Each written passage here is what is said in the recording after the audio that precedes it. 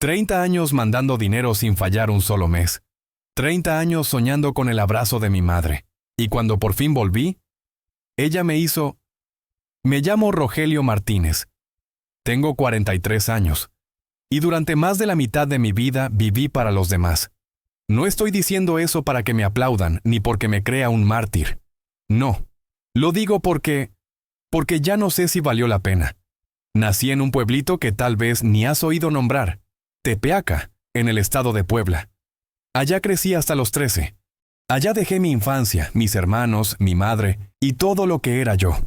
Tenía apenas 13 cuando crucé con mi papá, con la promesa de que nomás íbamos a estar unos meses en el otro lado, juntar algo y volvernos con dinerito. Pero la vida no quiso eso.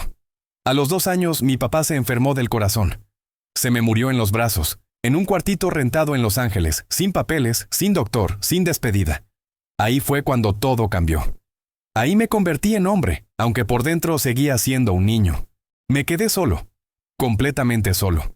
Y tomé la decisión que marcaría toda mi vida. Quedarme en Estados Unidos, trabajar y mandarle todo lo que pudiera a mi mamá y a mis hermanos, que en ese entonces estaban chiquitos todavía. Nunca volví. Nunca me atreví. Cada vez que pensaba en regresar me decía, mejor otro año más, les mando más dinero, les arreglo la casa, les compro la estufa, les ayudo con la escuela. Y así se me fue la vida. Trabajé de lo que fuera. Empecé limpiando jardines. Luego en la construcción. Después en drywall, techos, pintura, de todo. Me pagaban poquito, pero yo vivía en lo mínimo. Un cuartito compartido, comía lo más barato, no salía casi nunca. ¿Para qué? Todo lo que ganaba lo mandaba. Me sentía útil así. Me sentía cerca de ellos. Era como decir, no estoy ahí, pero sigo siendo parte. Recuerdo que cada que me llamaban por teléfono, cuando todavía usábamos llamadas antes del WhatsApp, mi mamá me decía, gracias, hijo.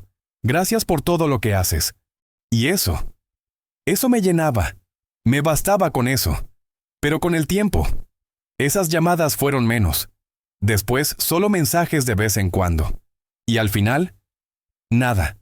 Pasaron 30 años. 30 años sin pisar mi pueblo. 30 años soñando con ese momento en que llegara de sorpresa, tocara la puerta, y todos salieran corriendo a abrazarme. Así lo imaginaba yo. Así lo soñaba cada noche, cuando regresaba del jale con las manos rotas y el cuerpo molido. Pensaba en ese momento como una recompensa, como un final feliz, pero no fue así. Por eso estoy contando esto, porque hay cosas que uno se guarda por años, que se van pudriendo adentro, porque hay decisiones que uno toma por amor, y ese mismo amor te puede dejar vacío, seco, como si nunca hubieras existido. Yo tenía 43 cuando decidí por fin regresar. No me importó que mi estatus migratorio fuera incierto, no me importó perder lo que tenía acá. Me dije, es ahora o nunca. Ya me los perdí de niños, no me los voy a perder de adultos. Compré el vuelo. Me temblaban las manos cuando vi el boleto. Después de tanto tiempo, de pronto ya era real. Me imaginaba cómo iba a ser ver a mi mamá.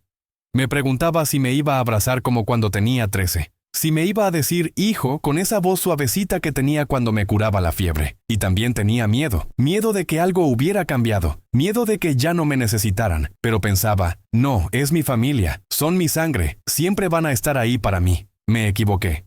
Perdón si estoy hablando mucho, pero es que... no sé cómo explicar lo que se siente volver a tu casa después de toda una vida y sentir que ya no tienes casa. Cuando bajé del autobús en Tepeaca, el aire olía igual. Esa mezcla de tierra, pan y humo de cocina. El cielo, los árboles, las calles, todo estaba igual, pero también todo era distinto. Como si el tiempo me hubiera borrado a mí, pero no al lugar.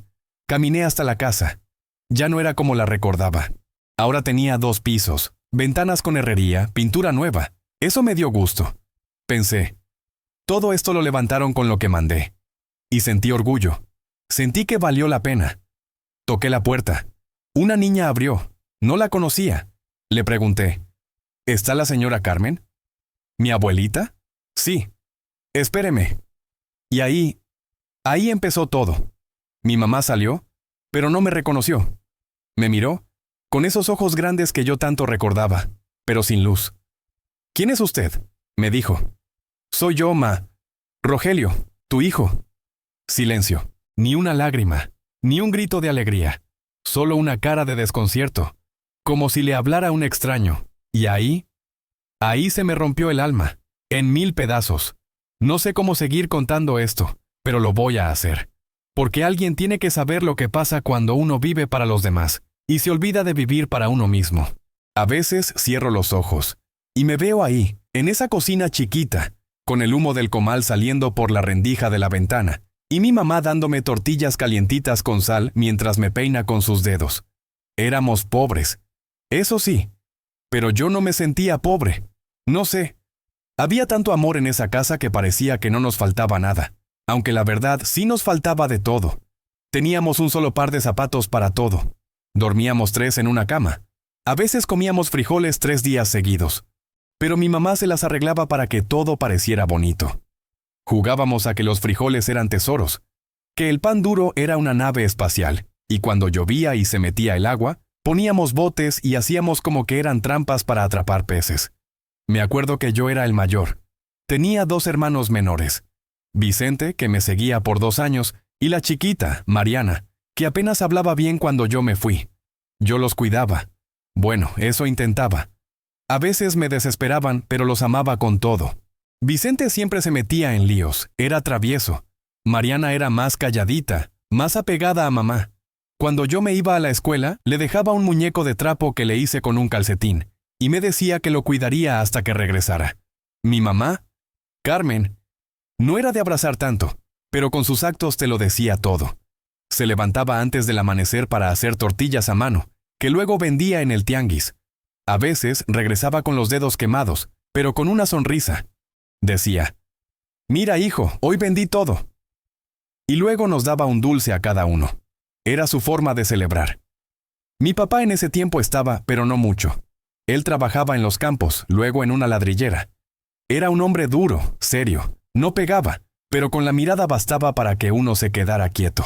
Me enseñó a respetar, pero no a hablar de lo que sentía. Nunca me dijo, «te quiero», pero cuando me llevaba al campo y me daba su lonche, sin decir nada, yo sabía que eso era su manera de decirlo. Recuerdo un día muy claro. Yo tendría como 8 años. Era mi cumpleaños y no esperábamos nada. Pero mi mamá apareció con un pastelito hecho de pan de caja, con mermelada encima y una velita chueca. Todos cantamos y yo lloré. No porque fuera pobre el pastel, sino porque era el mejor regalo que alguien me podía dar. Nunca se me olvidó ese sabor. Nunca. Otra cosa que tengo muy presente es el olor a tierra mojada. Cada vez que llovía, yo me salía corriendo al patio, me quitaba los guaraches y corría por el lodo. Me encantaba ensuciarme. Luego mi mamá me regañaba, pero al final me lavaba los pies con una cubeta de agua tibia. Me decía, «Ay, Rogelio, tú naciste con alma de perro callejero». Y yo me reía. En ese tiempo soñaba con ser maestro. Me gustaba enseñar. Les explicaba a mis hermanos cómo sumar, aunque yo apenas sabía. Jugábamos a la escuelita. Yo ponía una caja de cartón como escritorio y les daba clases con un palito como si fuera varita. Les ponía tareas y todo. Me sentía importante. Pero los sueños allá en el pueblo no duran mucho. A los 12 ya ayudaba a mi papá en la obra, cargando tabiques, mezclando cemento. Él decía que era para que aprendiera, para que no fuera flojo. Y pues sí, aprendí. Aprendí a no quejarme, a aguantar, a resolver. Pero también aprendí a guardar todo lo que sentía. Me acuerdo que cuando tenía 13, mi papá me dijo que nos íbamos a ir al otro lado. Así nomás, sin mucha explicación. Yo no entendía bien qué significaba eso. Solo sabía que era lejos, que había que cruzar, que era peligroso. Pero él lo decía como si fuera la única opción. Mi mamá lloró en silencio. No dijo nada. Solo me abrazó más fuerte esa noche. Me dijo, «Cuídate mucho, no te dejes». Y me dio una pulserita roja, de hilo, que ella misma hizo. Me la amarró en la muñeca y me dijo que era para que no me perdiera. Esa fue la última vez que vi a mi casa con los ojos de niño. Nos fuimos una madrugada. No me dejaron despedirme de mis hermanos. Solo los vi dormir. Les di un beso en la frente a cada uno. Mariana abrazaba el muñeco de trapo que yo le había hecho. Vicente roncaba bajito, con la boca abierta. Me dolió dejarlos. Mucho. Pero en ese momento pensé que era temporal. Que en un año, máximo 2, estaría de vuelta. Que les traería juguetes, ropa nueva, historias de allá. No sabía que ese adiós iba a durar 30 años. Durante muchos años me aferré a esos recuerdos. A esa cocina con humo, a la voz de mi mamá diciendo mi nombre, a los juegos en el lodo, al pastelito con mermelada. Eran mi refugio. Cuando me sentía solo allá en Los Ángeles, rodeado de ruido, frío y gente que ni me miraba, cerraba los ojos y volvía ahí. Una vez en una construcción me caí de una escalera y me golpeé feo. Me llevaron al hospital, pero como no tenía papeles, me atendieron rápido y me sacaron. Esa noche dormí en el suelo, con la espalda rota, y lloré. Pero no por el dolor físico. Lloré porque extrañaba a mi mamá, porque quería que me pusiera un trapo caliente en la frente, como hacía cuando me enfermaba de niño. Quería escuchar su voz diciendo, ya pasará, mi rey. Pero todo eso ya no estaba. Y uno aprende a vivir con ese hueco. Aprende a caminar con la herida abierta.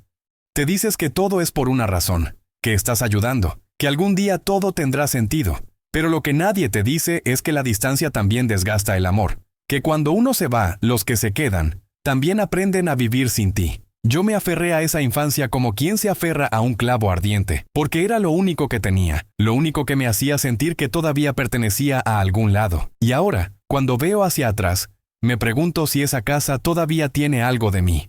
Si alguien, en algún rincón, recuerda al niño que soñaba con ser maestro, al niño que jugaba a enseñar con una caja de cartón, al niño que se fue con una pulsera roja en la muñeca, y que nunca supo volver. Cuando uno cruza la frontera, no solo deja atrás su país, también deja una parte de su alma. Una parte que ya no vuelve. Yo crucé con 13 años pegado a mi papá, caminando por el desierto como si supiera lo que estaba haciendo, pero no sabía nada. Solo recuerdo el miedo de que nos agarraran, el miedo de no llegar, el miedo de perderme, y ese miedo nunca se me quitó del todo. Llegamos a Los Ángeles después de muchas vueltas, escondidas y noches durmiendo en el suelo. Mi papá tenía un primo que nos consiguió un trabajo en una obra. Ahí fue donde aprendí el valor del sudor y el silencio. Porque allá nadie te pregunta si estás bien. Solo te dicen, dale, apúrate, carga eso, mueve lo otro. Al principio yo lloraba cada noche. No lo hacía en voz alta, claro. Me metía al baño, cerraba la puerta y lloraba en silencio. Extrañaba a mi mamá, a mis hermanos, a mi cama, a los juegos en el lodo, hasta los regaños de mi papá. Pero en el día me hacía el fuerte. Quería que él se sintiera orgulloso de mí. Quería demostrarle que sí podía. Trabajábamos todo el día. Yo hacía lo que me dijeran, cargar madera, barrer, mezclar cemento, lo que fuera. Me daban $20 por día y yo me sentía rico. No gastaba casi nada. Mi papá me enseñó a mandar dinero. Íbamos al Western Union y él me decía, mira, esto es para tu mamá, esto para los útiles de tus hermanos. Y yo lo hacía con gusto. Me hacía sentir importante. Me hacía sentir que estaba haciendo algo bueno. Pero al poco tiempo, mi papá enfermó. Le dolía el pecho. Tosía mucho. No quería ir al doctor. Decía que era cansancio. Pero un día, en plena obra, se desplomó. Lo llevamos al hospital, pero ya era tarde. Murió a los pocos días. Solo. Sin papeles. Sin despedirse. Yo tenía 15 años cuando me quedé completamente solo en un país que no era mío, que no hablaba mi idioma, que no me debía nada. Ahí tuve dos opciones, regresarme a México o seguir, y decidí quedarme. No porque fuera valiente, sino porque ya había empezado algo, porque sentía que no podía fallarles a los que estaban allá. Mi mamá lloró cuando le hablé. Me dijo que me regresara, que allá me cuidaban, pero yo no quería ser una carga. Le dije, no, ma, yo me quedo, yo le voy a mandar cada mes. Y así empezó mi vida de sacrificio. Trabajé en todo, cambié de oficios 1000 veces, dejé la escuela, dejé los sueños, pero cada quincena mandaba dinero, primero para comida, luego para que arreglaran la casa, después para que mis hermanos estudiaran. Yo mismo le pagué la universidad a Vicente, le mandé para sus libros, para su renta. A Mariana le compré una laptop cuando entró a la prepa. Me acuerdo que me mandó un mensaje que decía, gracias hermano, te amo. ¿Y eso? Eso me partió. Porque sentí que estaba haciendo algo bien. Nunca falté, ni una sola vez. Hubo meses en que apenas me alcanzaba para comer, pero ellos no se enteraban. Yo siempre decía que estaba bien, que me iba bien, que no se preocuparan, y cada vez que hablaba con mi mamá, ella me decía, gracias hijo, Dios te lo va a recompensar. Y yo con eso tenía. La cosa es que, con el tiempo, ellos empezaron a hacer su vida. Mis hermanos crecieron, Mariana se casó, Vicente se mudó, mi mamá envejeció, y yo seguía en el mismo cuarto rentado, trabajando, sobreviviendo. Empecé a sentir que me quedé congelado en el tiempo. como si el mundo siguiera girando y yo me hubiera quedado atrás. Nunca tuve pareja, nunca formé una familia. Sí conocí gente, tuve amigos, una que otra mujer, pero nunca me comprometí. Siempre decía lo mismo, primero mi familia, luego yo. Decía que cuando todo estuviera bien allá, entonces pensaría en mí. Pero ese día nunca llegó. Mis amigos me decían, Rogelio, ya deja de mandar tanto, haz tu vida. Pero yo no podía. Sentía que era mi deber. Sentía que si yo fallaba, todo se venía abajo. Me acostumbré a estar solo, a no esperar nada, a ser el que da pero no el que recibe. Y con los años, eso te cambia. A veces soñaba con volver. Soñaba con llegar y que todos me abrazaran, que me dijeran, gracias Rogelio por todo. Soñaba con una comida familiar, con mi silla en la mesa, con mi madre tomándome la cara entre sus manos y diciéndome, mi hijo, volviste. Pero eran solo sueños. Y esos sueños eran lo único que me mantenía de pie cuando las cosas se ponían duras. Cuando me enfermaba y no tenía a quién llamar. Cuando me robaban en el trabajo. Cuando me quedaba sin empleo. Cuando pasaba Navidad solo, viendo fotos viejas en el celular. Nunca les reclamé nada, nunca dije que me dolía. Solo seguí, año tras año. Porque uno cree que el amor se construye con sacrificio, que mientras más das, más te van a querer. Pero eso no siempre es verdad. La relación con mi familia se volvió distante. Primero hablábamos cada semana, luego cada mes. Después solo en cumpleaños. Y en los últimos años, casi nada. Yo era el que buscaba, el que escribía.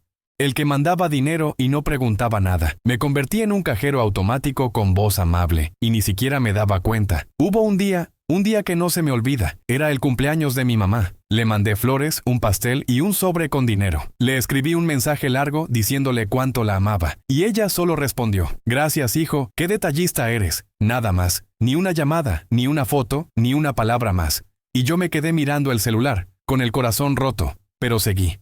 Porque así soy. Porque así me enseñaron, porque creí que todo iba a tener sentido al final. Pero lo que uno no ve es que, a veces, el amor no se acumula con dinero. Que no importa cuánto mandes, cuánto trabajes, cuánto sacrifiques, si no estás presente, si no compartes, si no hablas, si no te ven crecer, te vuelves un desconocido, un fantasma que aparece cada mes en forma de depósito. Yo no sabía eso, lo entendí demasiado tarde. Llegó un momento en que el cuerpo me lo pidió, regresar.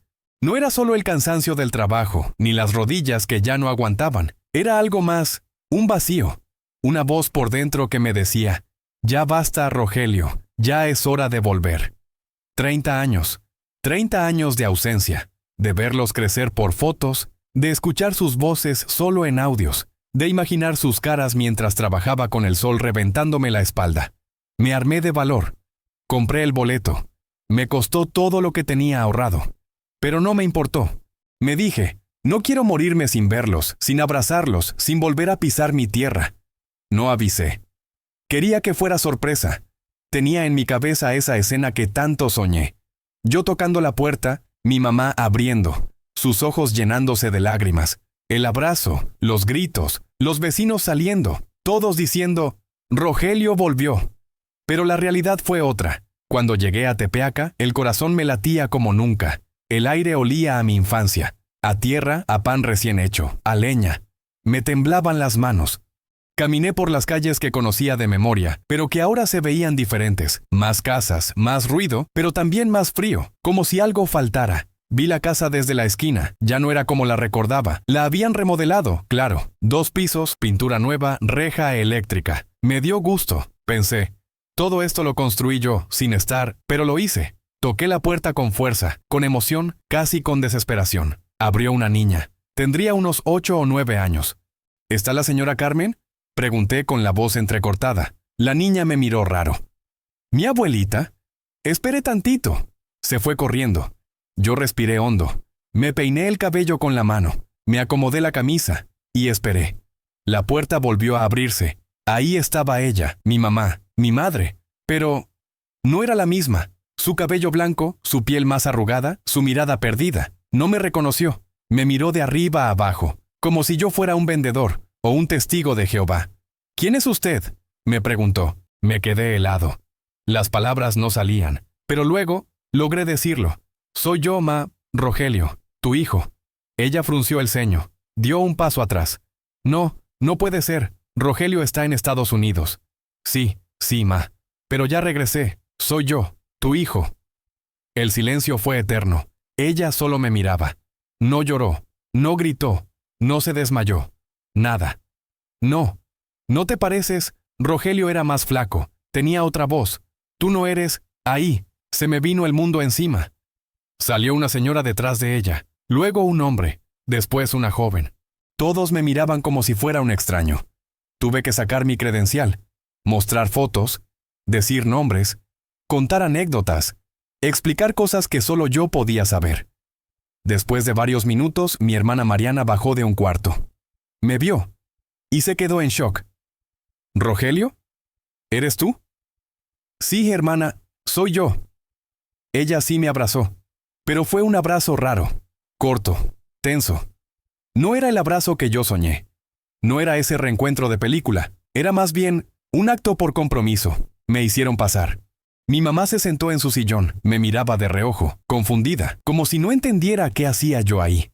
Mariana me ofreció café. Vicente no estaba. Estaba de viaje, dijeron. Les pregunté cómo estaban, qué había sido de ellos. Les conté un poco de mi vida, de mis trabajos, de mis años allá, de lo solo que me sentía, de lo mucho que los extrañaba. Pero nadie decía mucho. Respondían con monosílabos, como si tuvieran prisa, como si estuvieran incómodos. ¿Y por cuánto tiempo vienes?, me preguntó Mariana. Vengo para quedarme, dije con una sonrisa, esperando alguna reacción. Pero no hubo. Nadie dijo, qué bueno. Nadie dijo, te extrañamos. Nadie dijo, por fin volviste. Solo silencio. Esa noche me dejaron quedarme en un cuarto que estaba vacío. Pusieron un colchón viejo y una cobija. Nadie cenó conmigo. Nadie me acompañó a platicar. Solo escuchaba risas desde el otro cuarto. Risas que no eran para mí. Me dormí mirando el techo, pensando, ¿qué hice mal? ¿Por qué se sienten tan lejanos? ¿No soy yo el que les mandó todo por años? ¿El que dejó su vida por ellos? A la mañana siguiente escuché a Mariana hablando por teléfono. Sí, ya llegó. Sí, sí es él, pero está muy cambiado. No sé. Se siente raro tenerlo aquí. Esa frase me mató. Se siente raro tenerlo aquí. Después de 30 años, me sentían como un intruso. Pasaron los días. Mi mamá apenas me hablaba. Tenía lapsos de confusión. A veces me preguntaba si yo era el que le mandaba dinero. Otras veces me llamaba con el nombre de mi papá. Mariana me explicó que tenía principios de demencia. Ahí entendí por qué no me reconoció. Pero también entendí que ya no quedaba mucho de esa mujer que me amarró la pulsera roja cuando me fui. ¿Esa mamá? Ya no estaba. Vicente llegó 2 días después. Me saludó como si fuéramos conocidos lejanos. No me abrazó. Solo dijo, ¡qué milagro! Y se fue a su cuarto. No hablamos más. Intenté quedarme. Intenté adaptarme. Pero cada día era más incómodo. No me invitaban a las comidas. No me preguntaban nada. Hablaban entre ellos de cosas que yo no entendía. Me di cuenta de que tenían una vida, una historia, sin mí. Y entonces lo comprendí. No me esperaban. Nunca me esperaron. Yo me aferré a una idea, a un sueño que solo existía en mi cabeza. Mientras yo vivía para ellos aprendieron a vivir sin mí. Y eso fue lo que más dolió. Yo no sabía que se podía sentir tanta soledad, rodeado de tu propia sangre. Nunca imaginé que volver a casa fuera tan doloroso. Después de los primeros días, lo único que sentía era un vacío enorme. No entendía nada. Me levantaba temprano, como siempre lo hice en mi vida, con la idea de ayudar, de convivir, de hacerme presente. Pero nadie me pedía nada, nadie me hablaba. Comía solo, dormía solo. Caminaba por el pueblo como un fantasma, mirando casas que ya no me reconocían. Y la gente tampoco. Nadie sabía quién era Rogelio Martínez. Solo algunos viejitos me miraban con lástima y me decían, ¿tú eres el hijo de doña Carmen? El que se fue hace 1000 años. Sí, ese. El que se fue para darles todo. Y volvió sin nada. La casa en la que crecí ya no me pertenecía, literalmente. Estaba a nombre de Mariana. Ellos la arreglaron, sí, pero con mi dinero, con cada remesa, cada envío, cada sacrificio. Pero eso ya no importaba. Cuando pregunté si podía quedarme ahí un tiempo más, Mariana me dijo, claro, pero pues hay gastos. La luz, el agua, la comida. Ya no eres un niño, Rogelio. Esa frase se me clavó como cuchillo. ¿Ya no soy un niño? Y cuando yo les mandaba para la leche, los zapatos, la escuela, ahí sí era el niño bueno. No dije nada. Solo asentí con la cabeza. Me tragué las lágrimas como lo hice toda mi vida. Pero por dentro se me rompía algo. Me fui al cuarto, cerré la puerta y lloré. Como no lloraba desde los 13, un llanto feo, torpe, seco, lleno de rabia, tristeza, decepción. No sabía si gritar, si romper algo, si largarme a la calle y caminar sin rumbo. Pero no hice nada, solo lloré, en silencio. Como siempre, ahí me cayeron todos los años encima. 30 años de silencio, de soledad, de sacrificio, de decir estoy bien cuando no lo estaba, de mandar dinero aunque no tuviera para comer, de trabajar enfermo, con fiebre, con dolor de espalda. Todo para que ellos estuvieran bien. Todo. Para esto. Me sentí un estorbo, un extraño, como si yo fuera el que interrumpía su paz. Y entonces me empecé a cuestionar todo. ¿Valió la pena?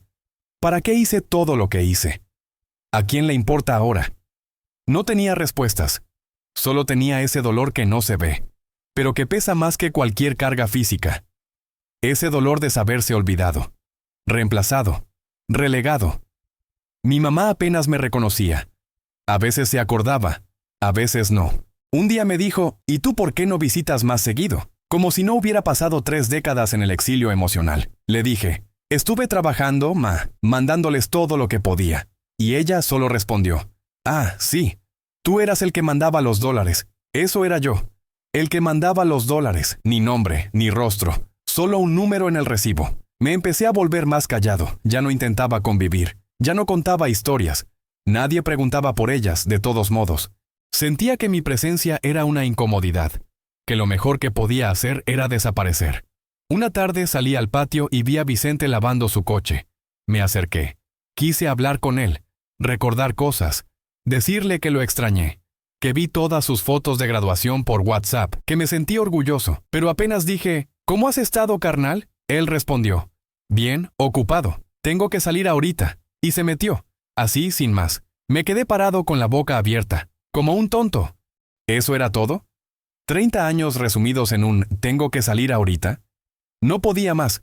Esa noche me fui al centro, me senté en una banca frente a la iglesia. Vi pasar a la gente, parejas tomadas de la mano, señoras con sus hijos, muchachos en bici, y pensé, yo no tengo nada de eso. No tengo a nadie. Y no lo pensaba desde la lástima, lo pensaba desde la cruda realidad. Me pasé la vida construyendo algo que no me incluía. Fui el albañil de una casa donde no tenía cuarto. Esa fue la verdad más dura de todas.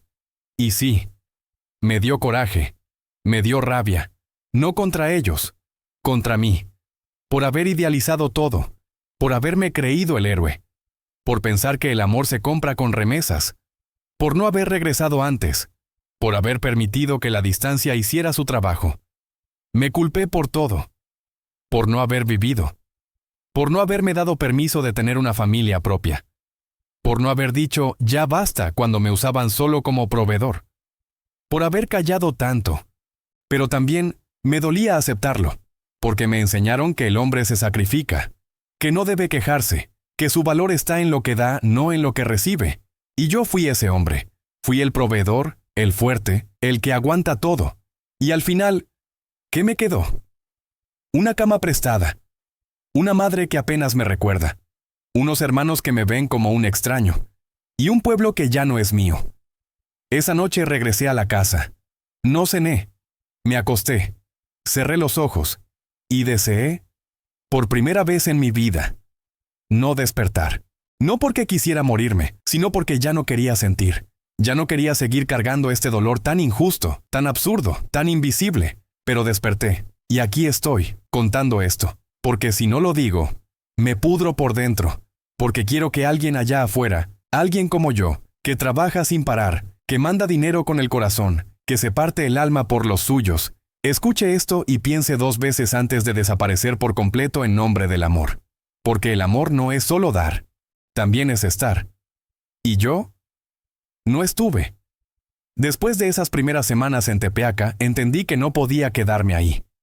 No por orgullo, ni por enojo. Era porque Simplemente no encajaba. Ya no era mi casa, ya no era mi lugar. Y no es que ellos me lo dijeran directamente. No hubo un ya vete ni una discusión. No. Fue todo más sutil, más silencioso, pero más doloroso por eso. Era el silencio en la mesa, la falta de preguntas, las miradas incómodas, el no saber dónde poner mis cosas, el no saber si podía abrir el refrigerador sin pedir permiso. Un día salí temprano, solo a caminar. Me encontré con don Eliseo, un señor que conocía desde niño. Me reconoció. Me dijo, ¿eres Rogelio? No lo puedo creer. Me abrazó fuerte, con lágrimas en los ojos. Me preguntó de todo.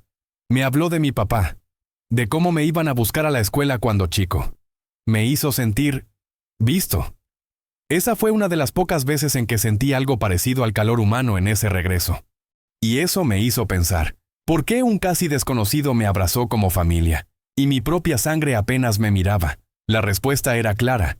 Yo ya no era parte de su historia. Era solo un recuerdo lejano, un nombre en los depósitos, una voz antigua que ya no reconocían. Esa misma noche hablé con Mariana. Le dije que me iba.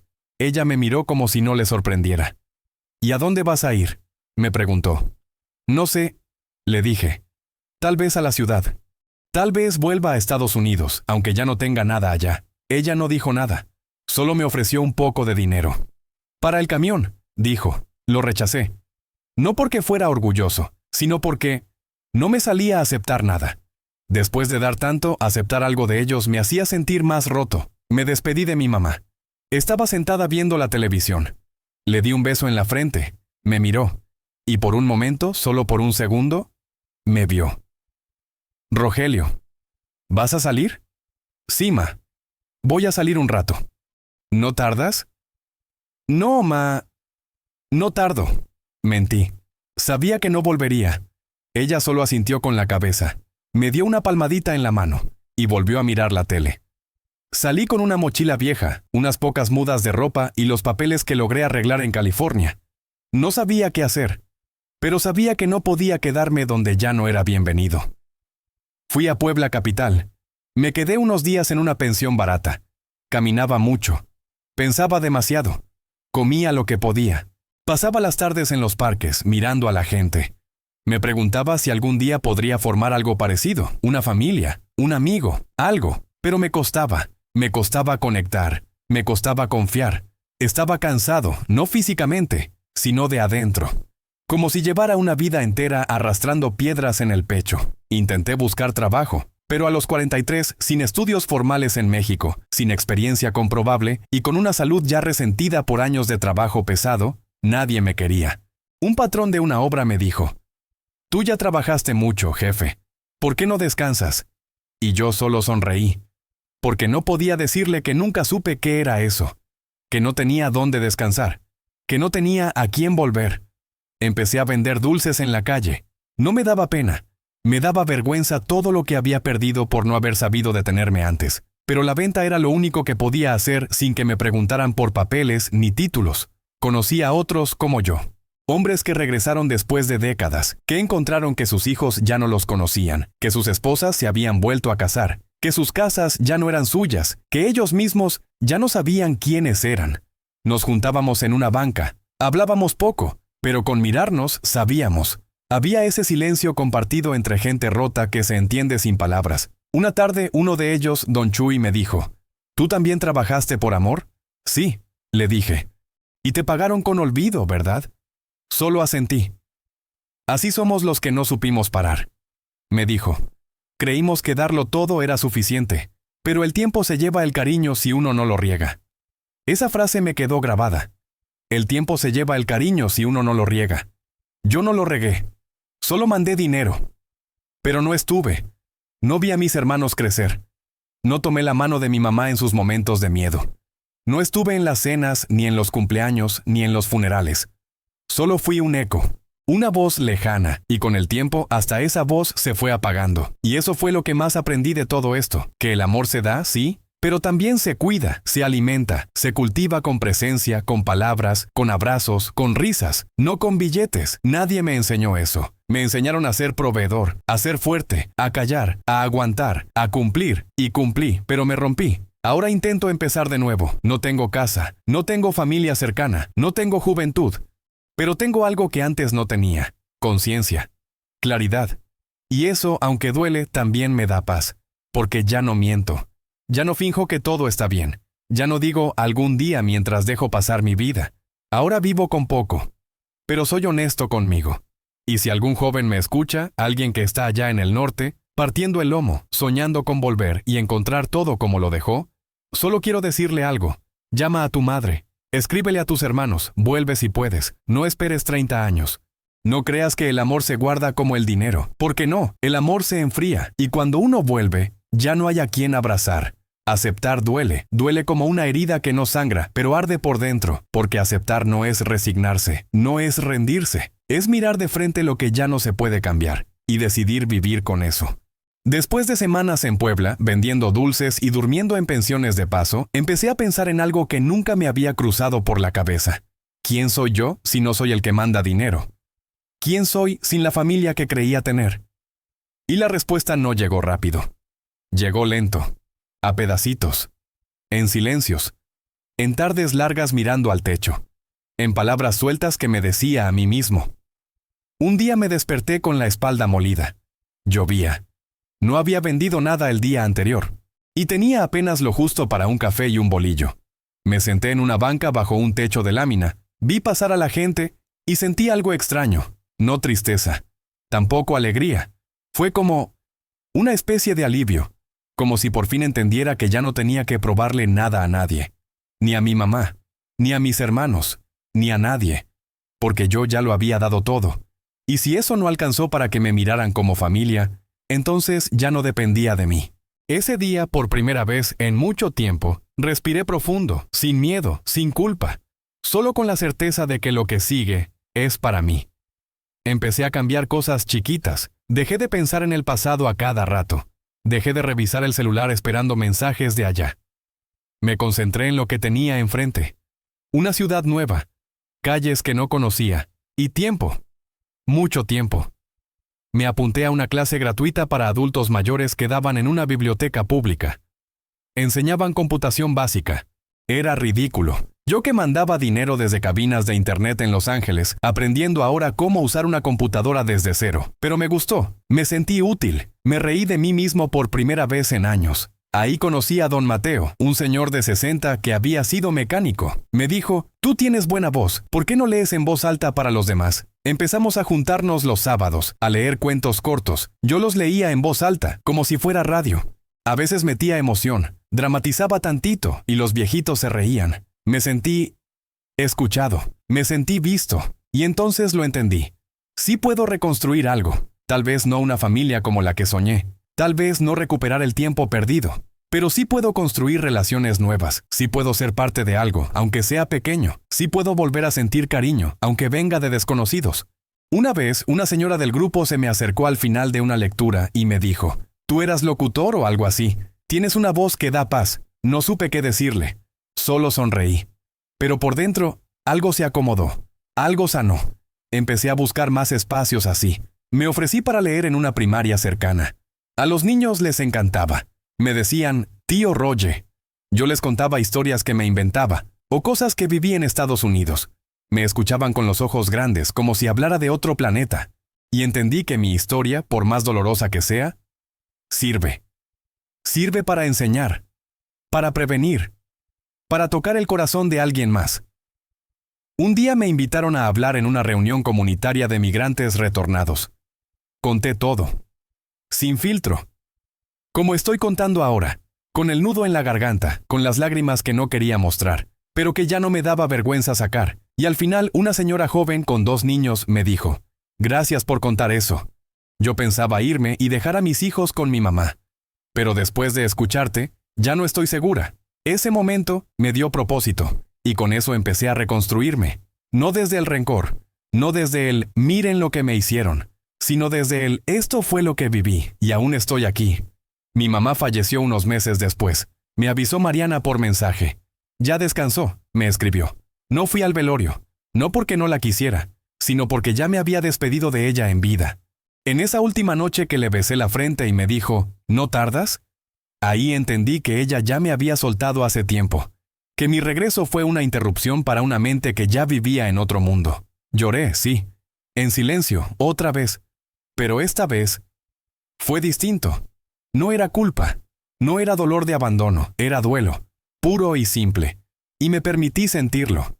Me permití ser hijo otra vez, aunque sea en el recuerdo. Ahora vivo en un cuartito cerca del mercado. Trabajo por mi cuenta. Sigo vendiendo algunas cosas. Sigo yendo a leer. Y los domingos me siento en la misma banca, y si alguien se me acerca, le cuento mi historia. No todos entienden. No todos escuchan. Pero a veces basta con que uno solo lo haga. He aprendido que la vida no siempre da segundas oportunidades, pero sí da espacio para empezar desde otro lugar. Yo no recuperé a mi familia, no me abracé con mis hermanos, no escuché un gracias sincero.